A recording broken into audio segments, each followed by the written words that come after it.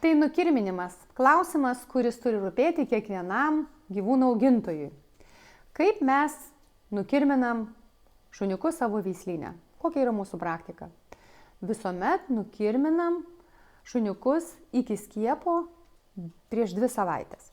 Ir iki metų šunis nukirminam kas 3 mėnesius. Mes naudojame milprozaną.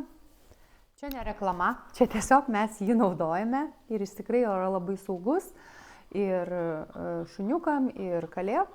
Po metų laiko, lygiai taip pat prieš vakcinaciją nusikirminam prieš 2 savaites ir užtenka 2 kart metuose. Tačiau turėkite omenyje, jeigu šuo yra labai mėgstantis kasti, mėgstantis nešti peles, mėgstantis nešti visokius gaišenas į namus, tai nukirminkite tiesiog dažniau. Nes bet kokiu atveju šitoj vietoj 2 kart per metus išlaikyta schema jums tikrai nepadės.